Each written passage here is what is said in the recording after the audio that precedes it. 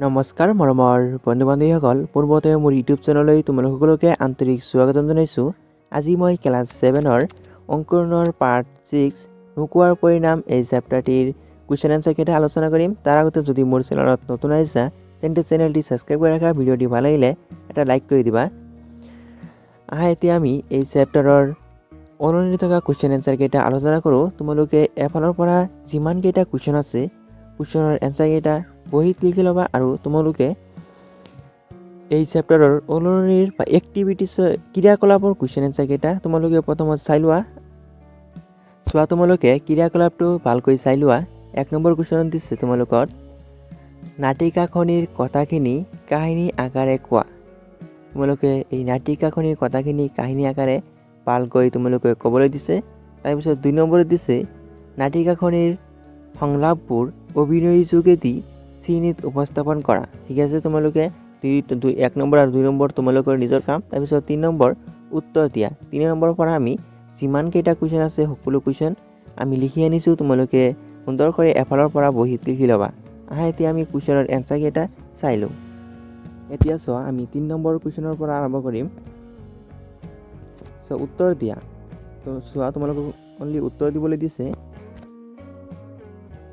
সোণমিলি ক number question, সোণমিলি হলহতে কিয় বকুল ফুল বুটলিছিল? উত্তৰ এইদৰে কৰিবা। সোণমিলি হলহতে মালা গাঁঠি ছাৰ বাইদেউসকলক শ্ৰদ্ধা আৰু সম্ভাষণ জনাবলৈ বকুল ফুল বুটলিছিল। তাৰপিছত চোৱা, খ নম্বৰ কুৱেশ্যন, চোৱাচোন ফুলবোৰ কিমান সতেজ আৰু জীপাল, কথাষাৰি কোনে কাক কৈছিল? ইয়াৰ উত্তৰ, এই কথাষাৰ মালতীয়ে সোণমিলিক কৈছিল।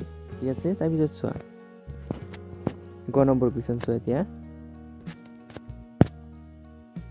সাংস্কৃতিক অনুষ্ঠানৰ আৰম্ভণি কোনটো গীত গাইছিল? সাংস্কৃতিক অনুষ্ঠানৰ আৰম্ভণিত প্ৰথমতে কোনটো গীত গাইছিল? চোৱা উত্তৰ, সাংস্কৃতিক অনুষ্ঠানৰ আৰম্ভণি শ্ৰী শ্ৰী মাধৱদেৱে ৰচিত তেজেৰে কমলাৱতী নামৰ বৰগীতটো গাইছিল। ঠিক আছে, তোমালোকে কুৱেশ্যন আহিলে তোমালোকে এইদৰে লিখিবা। তাৰপিছত গ নম্বৰ কুৱেশ্যন, নাচি থাকোঁতে কোন মোচা গৈছিল? নাচি থাকোঁতে কোন মোচা গৈছিল?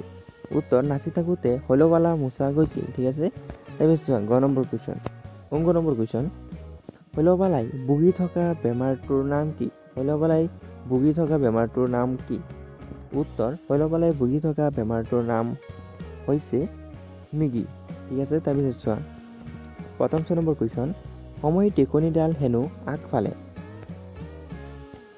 উৰে, এই বাক্যশাৰী কোনে কি প্ৰসংগত কৈছিল? সময় টেকনিডাল হেনো আগফালে উৰে, এই বাক্যশাৰী কোনে কি প্ৰসংগত কৈছিল?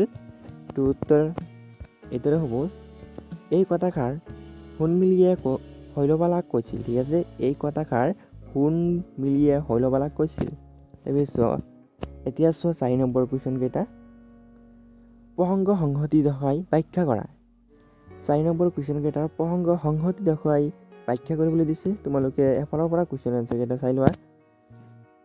তোমালোকে এফালৰ পৰা লিখি ল'বলৈ ট্ৰাই কৰিবা। কুসংস্কাৰ আৰু লোকনিন্দাৰ বয়সত অনেক লোকে সন্তানৰ বেমাৰ লুকুৱাই ৰাখে, সময় এই হয়গৈ সৰ্বনাশৰ মূল।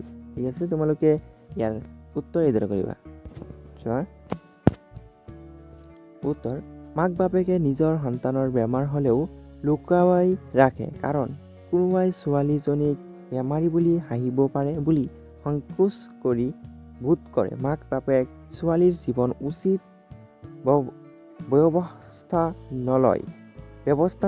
ঠিক আছে, ইয়াত অলপ তোমালোকে এইদৰে লিখিবা আৰু পেৰাগ্ৰাফ সংস্কৃত লিখিবা।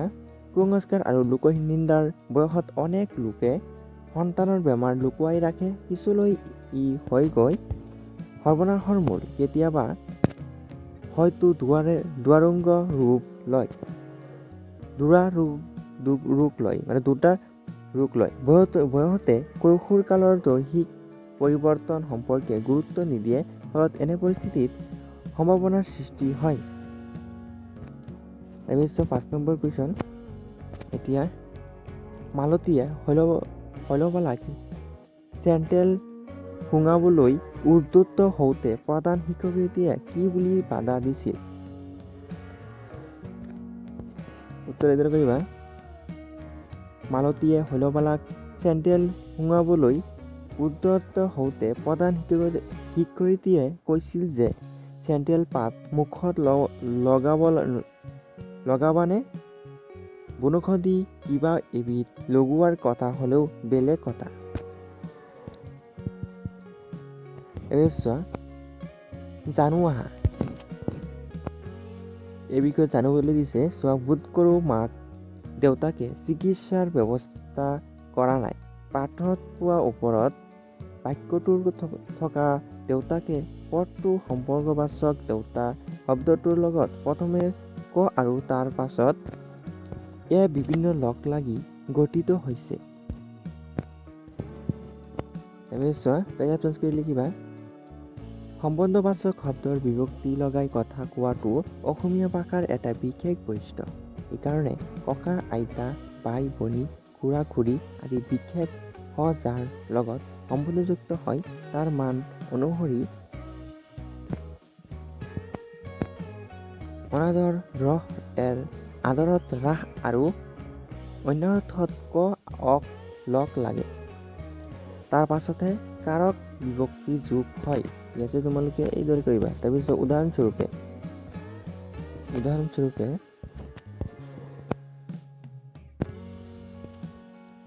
তোৰ দেউতাৰে ইয়াত দেউতাৰ যোগ এ খেতি বাতি কৰিছিল। ঠিক আছে, তাৰপিছত চোৱা, তোমাৰ আইতাৰাই আইতা যোগ বা যোগ ই বিয়ানাম গাইছে। ঠিক আছে, উদাহৰণ হিচাপে এইকেইটা লৈছে, তোমালোকে এইকেইটা চাই ল'বা। তাৰপিছত চোৱা, তলৰ সম্বন্ধবাচক শব্দকেইটা ভাঙি দেখুওৱা। তলৰ সম্বন্ধবাচক শব্দকেইটা ভাঙি চোৱা। 7 নম্বৰ দিছে।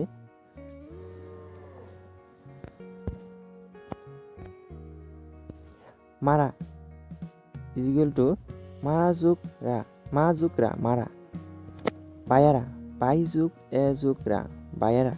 ঠিক আছে, তোমালোকে ভাঙিবলৈ দিলে এনেকৈ ভাঙিবা। তোমালোকে বনিয়াৰা বনি যোগ এ যোগ ৰা বনিয়াৰা। খুৰীয়েক খুৰী যোগ এ যোগ ক যোগ ক খুৰীয়েকক। ঠিক আছে, তাৰপিছত চোৱা 8 নম্বৰ কুৱেশ্যন। বাওঁফালে দিয়া শব্দবোৰৰ লগত সোঁফালে থকা নিৰ্দিষ্টবাচক প্ৰত্যয়বোৰ মিলোৱা। চোৱা, বাওঁফালে দিয়া নিৰ্দিষ্টবাচক প্ৰত্যয়বোৰ মিলাবলৈ তোমালোকে মই যেনেকৈ মিলাই দিছোঁ তোমালোকে তেনেকৈ মিলাবা। চোৱা, পাণ ইফালে দিছে পাণ, বহী, ল'ৰা, ছোৱালী, মহিলা। এইফালে খত দিছে গৰাকী, জনী, খিলা, খন, টু। তোমালোকে আঁচ দি মিলাব পাৰা, নাইবা তোমালোকে এফালৰ পৰা মিলাই যাব পাৰা। চোৱা, উত্তৰ দি মই যেনেকৈ মিলাইছোঁ তোমালোকে এনেকৈ মিলাব পাৰা। চোৱা, পাণ, খিলা, বহী, খন, ল'ৰা, টু, ছোৱালী, জনী, মহিলা, গৰাকী। ঠিক আছে, তোমালোকে এতিয়া চোৱা 9 নম্বৰ কুৱেশ্যন। চোৱাচোন, ফুলবোৰ কিমান সতেজ আৰু জীপাল। এই বাক্যটিত থকা জীপাল শব্দটো জীপ শব্দৰ লগত আল প্ৰত্যয় যোগ হৈছে। ঠিক আছে, তাৰপিছত জীপাল শব্দ গঠিত হৈছে তেনেদৰে তলৰ বাক্যকেইটা গঠন কৰা।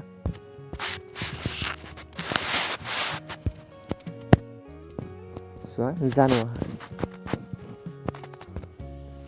নম্বৰ সৰ্বনাশ চেণ্ডেল পাত মুখত লগাবানে? খ শৈল ফুটটো লৈ যোৱা। গ এৰা ৰিহাখন ঠিক ঠাক কৰি লওঁ ৰবা।